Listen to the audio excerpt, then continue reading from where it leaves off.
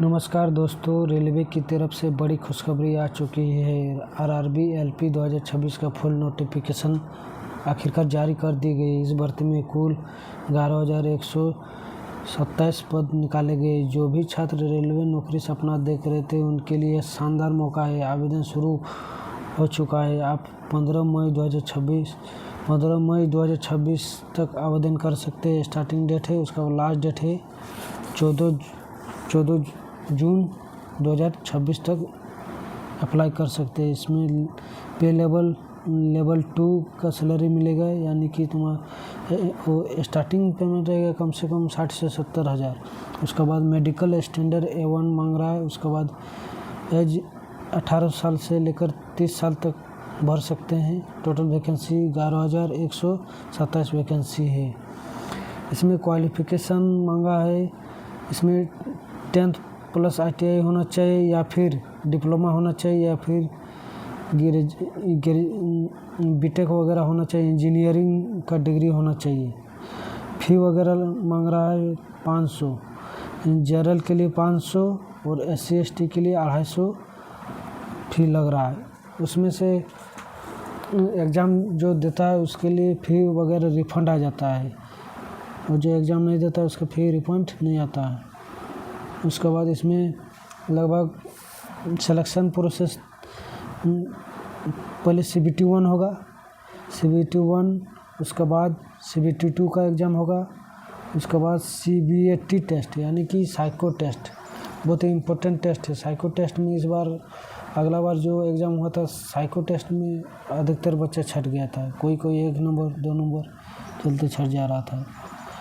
उसके बाद documents verification होगा, जितना भी डॉक्यूमेंट्स है सब होगा। उसके बाद मेडिकल टेस्ट में सबसे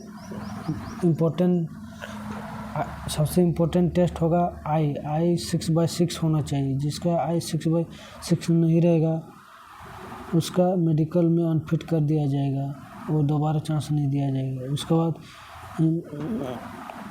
सिग्नेचर होना चाहिए। सिग्नेचर 30 KB का होना चाहिए। 140 पिक्सल होना चाहिए विथ, और हाइट होना चाहिए 60 पिक्सल।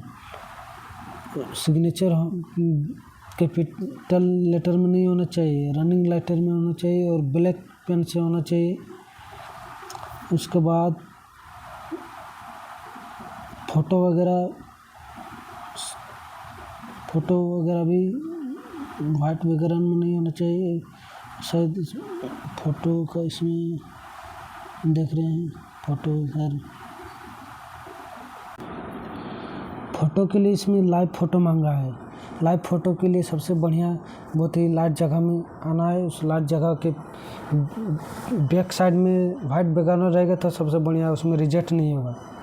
लाइट आना चाहिए, इससे रिजेक्ट नहीं होगा फॉर्म।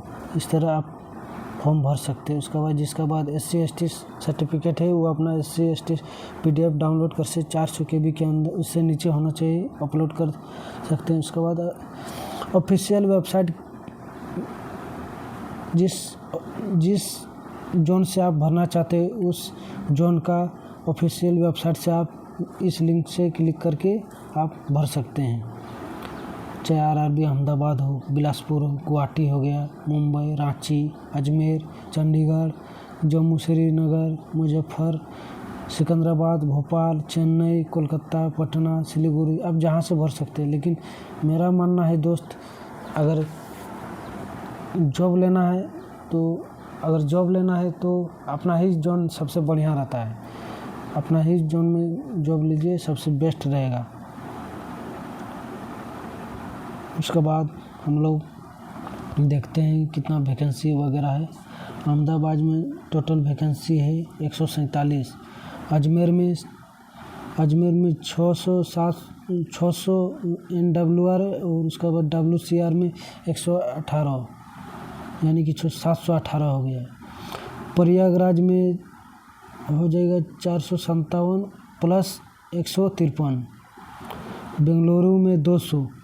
भोपाल में है 423 प्लस 30। भुवनेश्वर में है 801। उसके बाद बिलासपुर में है 322 प्लस 200। चंडीगढ़ में है 187, उसके बाद चेन्नई 186, उसके बाद गोरखपुर में 105, गुवाहाटी में 676, जम्मू में 4, कोलकाता में अच्छा खासा वैकेंसी 344 प्लस 497, मालदा में भी ठीक ठाक वैकेंसी 270 प्लस 289। उसके बाद मुंबई में बहुत ज़्यादा वैकेंसी 1078 प्लस 78 प्लस 37। मुजफ्फरपुर यानी कि बिहार तरफ उधर 42 गो है। पटना में 103 प्लस 555, सॉरी पटना में लगभग 103 गो है। उसके बाद रांची में भी अच्छा खासा वैकेंसी 555 प्लस 745। उसके बाद सिकंदराबाद में 824 प्लस 596 वैकेंसी, सिलीगुड़ी में 600 वैकेंसी, तिरुवनंतपुरम में 64 वैकेंसी। तो यानी कि आप सबसे पहले अगर एससी है तो आप एससी कैटेगरी में देख ले, जिस जोन में अच्छा खासा वैकेंसी या फिर मीडियम वैकेंसी है या फिर अपना नियरेस्ट जोन है उसी जोन में भरने का कोशिश कीजिए, ताकि जॉब होने के बाद फिर में ट्रांसफ़र करने के लिए सोचना पड़ेगा कि कब अपना जोन ट्रांसफ़र होगा। इससे बेहतर कि अभी अपना जोन भरने से बेहतर रहेगा। उसके बाद इस तरह अपना बढ़िया सा अपना ही जोन में भरे बेटर रहेगा।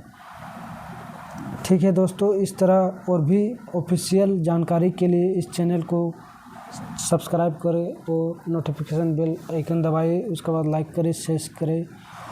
इस तरह और भी रेलवे की पल पल जानकारी के लिए इस चैनल को सब्सक्राइब करें। धन्यवाद।